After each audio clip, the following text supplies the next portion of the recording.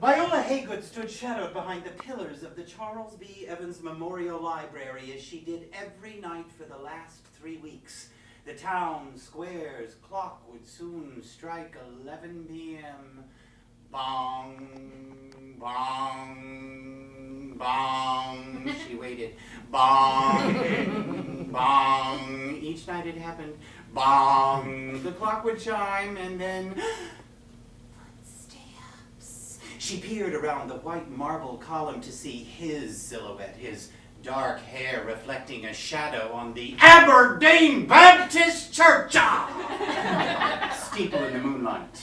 Who is he? Who is this man who works so late?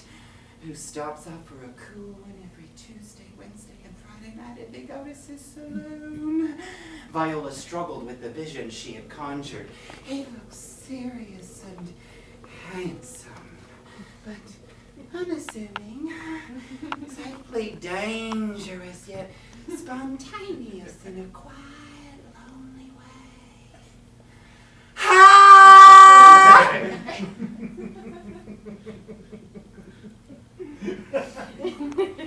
He must be shy. He must be everything that any girl would ever want. You are 23 years old, Viola Haygood. For Pete's sake, take a risk, she said aloud, but to no one as she darted down the steps of the library toward the front door of Big Otis's saloon. She reached for the door he touched just moments ago. But it snapped back and hit her in the shoulder. Thrown to the sidewalk, she let out a noise that reflected her pain. Shit! A silhouette appeared in the now open saloon door. She knew the shape of this body, the hair blowing from smoky air billowing out of the bar, but his steel gray eyes were all brand new to her. It's you! I can't believe I just said that so loud. I mean, it was you in that doorway just a moment ago. Not exactly, it was him. He pointed to a man laying close on the sidewalk. Needed flying lessons. He was giving Big Otis trash, causing trouble. And you, you threw out the trash. Big Otis doesn't deserve that. According to town gossip, Big Otis had grown up on the coast of southern Mississippi, working the docks to feed 4 brothers. Big Otis is a lady. Oh, why, thank you. Oh, baby, you all right out here? Viola nodded. Well, honey, I am big and I am black, but I don't bite. Come on in. Set yourself down over here. I'll get you something. Take the pain right out of that joint. Viola felt something on her scraped elbow. No longer pain, but a warm cloth, a touch, a sensation unlike anything ever experienced before. Hope that helps. This handkerchief's all I've got. Hold tight. He placed her hand over the warm cloth. Viola felt the chair shaking. Here's you something for the pain. Viola grabbed the scotch bottle with one hand, then threw the shot into her mouth with the other. Well, I guess you are right then. Sometimes people think they just do anything, say anything, act a fool coming into my place, but my family around here, they made sure I was treated with respect. But Viola wasn't listening. Her handkerchief surmounted her pain. It smells like him. Thank you. Where is he? Oh, so shy. Is he thinking about me? Am I going too fast? As Big Otis continued weaving homespun stories, the whiskey began to weigh heavy in Viola's eyes. She dreamed of rain, of Big Otis, and of course, him.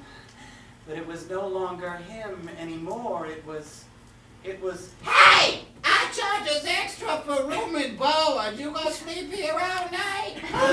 I didn't want you to touch me like that. I swear I didn't. Oh, honey, I know you still dreaming of you thinking I'm the boogeyman. You know, too much hooch, you get some bad, nice little girl. What happens? What time is it? Time for me to close up this place and get my black ass in bed. But I got me one customer don't seem to want to leave. You know, you been asleep nearly 3 hours. That man, did he see me here? Sleeping? You mean drooling? No, baby. I said you was the last one left, but no, you go ahead on and see for yourself. Big Otis reached under the cash register for her keys and a lockbox while Viola stared out the open bar door and onto the dry streets. When did it stop raining?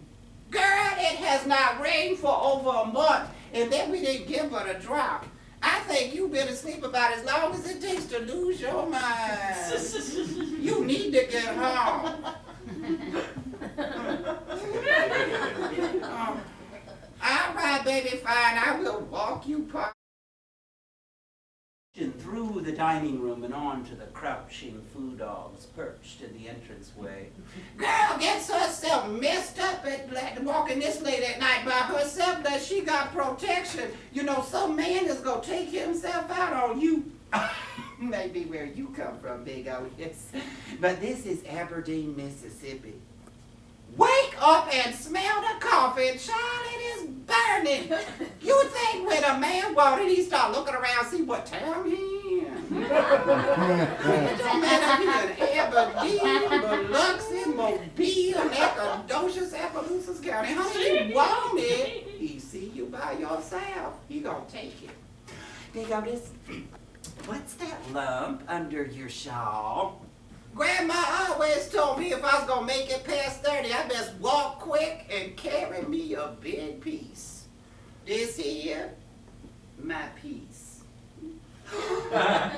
You have a gun? Well, now you done told the whole Confederate Klux Klan about it. I guess I ain't never gonna have to worry about using it. Why do you carry a gun?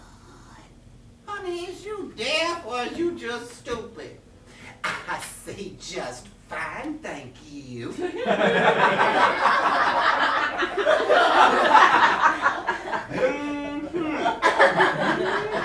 where we split up. You take care. Still dreaming of Chapter 2. Junebug. A hush had settled on the streets of Aberdeen.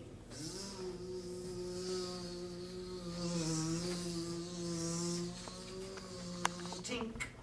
A Junebug landed on the metal steps of the city's water tower, scratching its legs. It caught itself on a patch of rust and began to crawl upward.